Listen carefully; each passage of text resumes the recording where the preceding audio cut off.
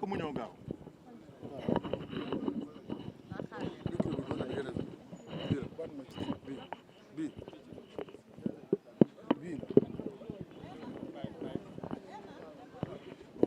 Je vais tenir mon micro. Man sama micro maa koy jëlal yeneen micro.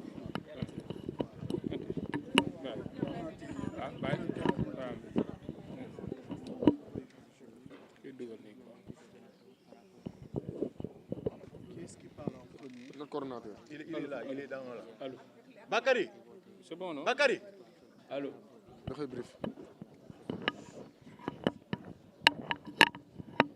Ousmane.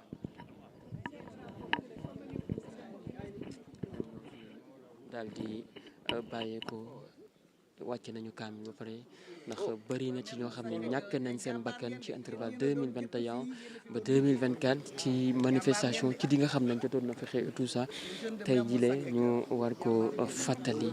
alors le coordonnateur Thierno Alessi mooy ñëw doon moom nag la ñuy waaj a jox kàddu bu ko defee mu daal di jawaat ci di nga xam ne mooy la commémoration de la cité Kër Gorgui de la bataille de cité Kër Gorgui plutôt.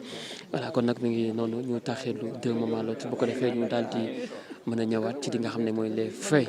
ñu ngi buntu kër président du parti PASTEF le premier ministre Ousmane Sonko fii ñu taxaw lu nekk xew na fii ñu taxaw lu bari itam daal dina fi xew ñu déglu le coordinateur Thierno Alessi bu ko defee itam mu daal di mën a àddu jëmale ci li nga xam ne mooy.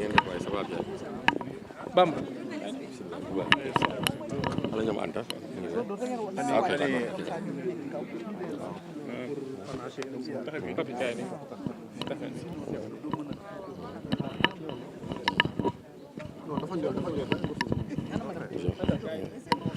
C'est bon Anta. C'est bon. C'est honorable. C'est bon pour tout le monde, hein? C'est bon pour tout le monde. Merci de vous présenter, s'il vous plaît. asalaamaaleykum wa rahmatullah mbooloo bi man le coordonnateur Thierno Alessi di coordonnateur de la section de PASTEF Mermoz Sacré-Cœur di secrétaire général adjoint de la coordination de Dakar di tamit nekk président du comité d'organisation de la journée de commémoration de ce qu'on appelle la bataille du 8 février. Alors, quel est le sens que revêt cette commémoration-là? Cette commémoration a vraiment son importance pour nous tous les patriotes, exceptionnellement, particulièrement pour les patriotes, puisque nous nous rappelons que la journée du 8 février 2021 est pour nous, la patriote, la journée où on a sauvé notre projet, le projet. Puisque ce jour-là, si vous vous rappelez, on avait envoyé une colonne de GMI fortement armée pour venir cueillir, si je peux m'exprimer ainsi, notre leader, le président Ousmane Sonko. Et nous sommes convaincus que la bataille que nous avons menée ce jour-là a fait échouer le projet de Macky Sall qui était d'anéantir le président Ousmane Sonko et par ricochet le projet. S'il avait réussi ce jour-là à faire arrêter le président Ousmane Sonko, il va sans dire que jusqu'au moment où nous vous parlons, il serait encore en prison, en détention, et peut-être même probablement Macky Sall serait encore le président de la République de ce pays-là. Puisque à cette époque-là, c'était à l'époque de ni oui ni non, tout le monde se rappelle de ça. Il avait des velléités d'un 3e mandat et il savait pertinemment bien que c'était son seul adversaire potable, c'était le président Ousmane Sonko, et il voulait s'agripper sur l'affaire de Adji Sarr pour faire arrêter notre président, le président du parti Ousmane Sonko. Et nous sommes convaincus que s'il avait réussi son coup, le projet serait alors anéanti ce jour-là. Donc la bataille que nous avons menée ici ce jour-là, vraiment revêt son importance pour tous les patriotes que nous sommes, puisque c'est cette bataille-là qui a sauvé le projet, qui a fait que quand même que nous en sommes arrivés là pour conquérir le pouvoir et gagner en mars 2024. Alors, hormis les patriotes, le projet qui a été sauvé, le tenir cette journée exactement ici, au niveau de la cité Kër Gorgui, avec les populations qui ont également vécu de manière assez atroce ces moments-là, est-ce qu'il y a aussi une pensée pour ces populations riveraines. Mais bien entendu, une pensée surtout à nos martyrs, aux plus de 80 et quelques personnes qui ont tombé sur le champ de bataille. Des gens qui ont donné de leur vie pour que ce projet puisse aboutir. D'abord, c'est à ceux-là que nous envoyons vraiment nos prières. D'abord, on a fait une lecture de Coran en leur mémoire et une lecture de Coran aussi pour la réussite du projet. Et il y a le collectif des premiers détenus du 8 février qui sont là. Ils sont 19. C'était les premiers patriotes à être arrêtés par le régime de Macky Sall, à être mis sous mandat de dépôt et ils sont restés très longtemps en prison. Ces gens-là aussi, nous devons vraiment leur rendre hommage. Rendre hommage à tous les blessés qui, tout le long de notre lutte, de notre combat, tu vois, en sont sortis avec des séquelles. Et rendre hommage aussi aux riverains, puisque durant 3 ans, ils n'ont pas eu de répit. Et même pour avoir accès à leur demeure, c'était un problème. Tout le monde se rappelle du blocus de Cité Keur Gorgui pendant plus de 60 et quelques jours, 86, je ne me trompe pas, et qui 55 jours, c'est ça? C'est plus de 55 jours. Voilà, donc c'était quelque chose de vraiment très dur pour les riverains. Et à toutes ces personnes-là, vraiment, nous tenons quand même à rendre hommage. Et rendre hommage aussi au président Ousmane Sonko, qui est vraiment le principal concerné, qui est notre leader.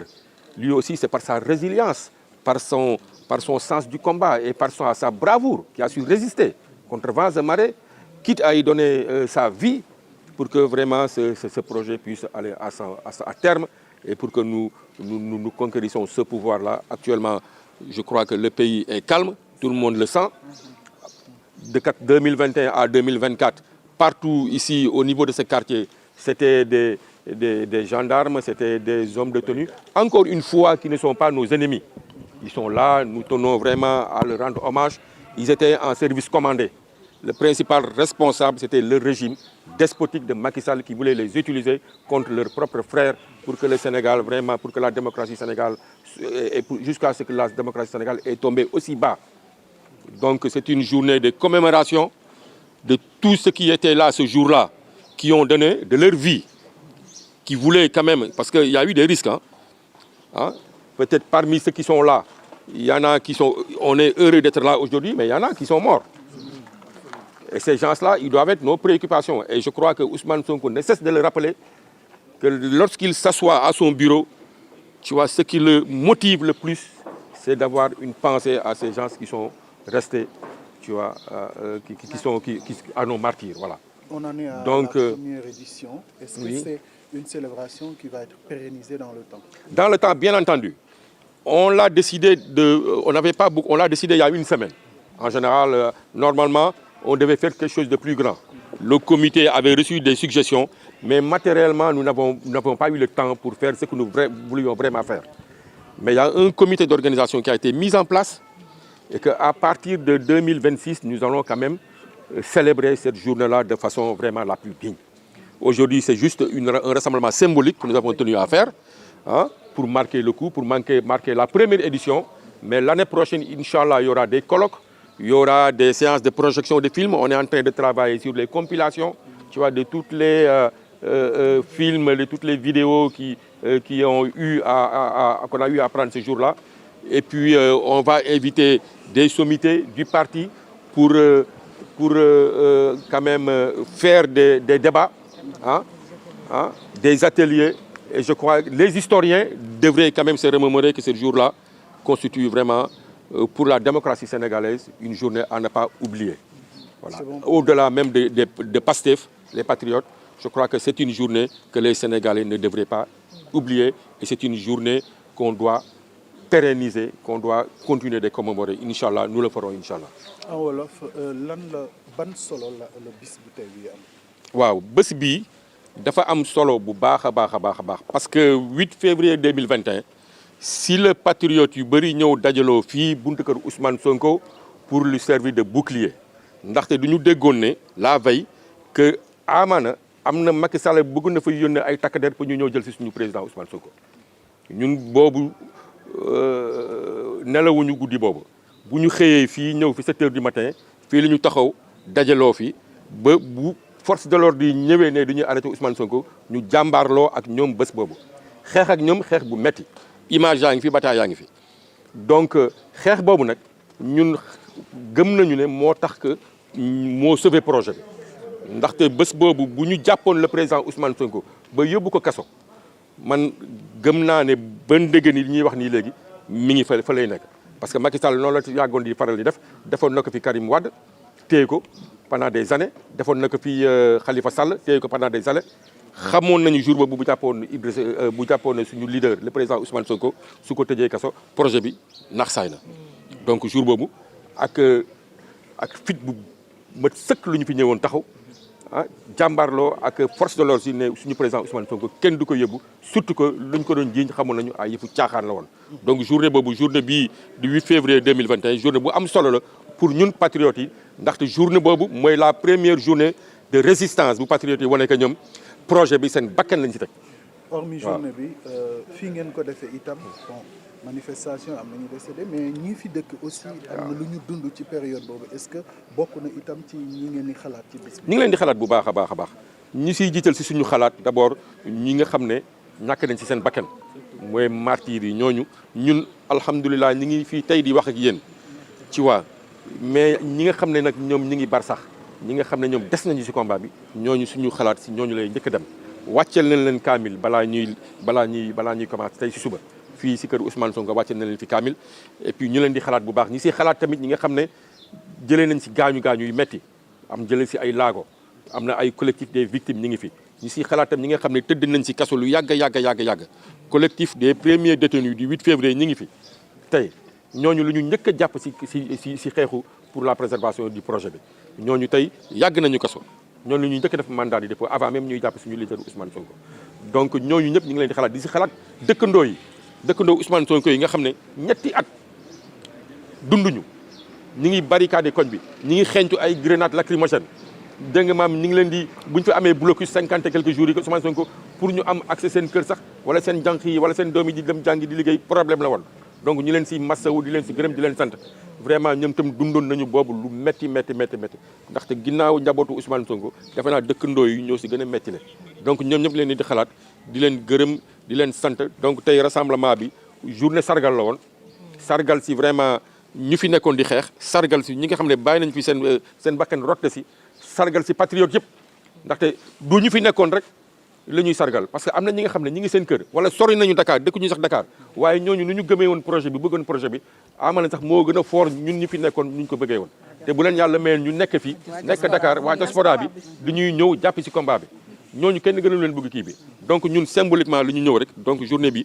nga xam nañu journée bii la ñu sauver projet bi ñu nar ko jox gëddëm nag tey première édition bi du ñu ne dañuy ñëw rek def benn rassemblement symbolique mais incha allah à partir de 2026 créé nañu benn comité d'organisation ak de réflexion bi nga xam ne dinañ si gën a gëstu pour xool naka lañ koy gën a ñoŋalee dinañ si bëgg nañ si def ay colloque def si ay reportage de film ba pare ay waxtaan woo si ay historiens tamit woo si ay kàngamu parti bi ñu ñëw pour beneen ñoon incha allah prochaine édition bi incha allah mu nekk journée bi nga xam ne dinañ ko jël en considération bëgg nag patrie bi le parti approprié wu journée bi parce que journée bu am solo la si Pastef waaw bëgg nañ nag les autorités du parti ñu gunge ñu si la commémoration de la journée du 8 février 2021 muy journée bi nga xam ne si la patriote yi njëkk a taxaw ne duñuy jàmbaarloo ak Macky Sall te njëkk a taxaw pour sauver le projet du Pastef waaw ma leen di jaajëfal. Grand frère. Grand frère, grand frère. Madame des riverains d'abord. Riverains yi waaw riverains yi après collectif des détenus yi. ana ñoo wando. waaw collectif des détenus yi. kan mooy seen Abdoulaye Diop kan mooy seen responsable koy wax. ok ok.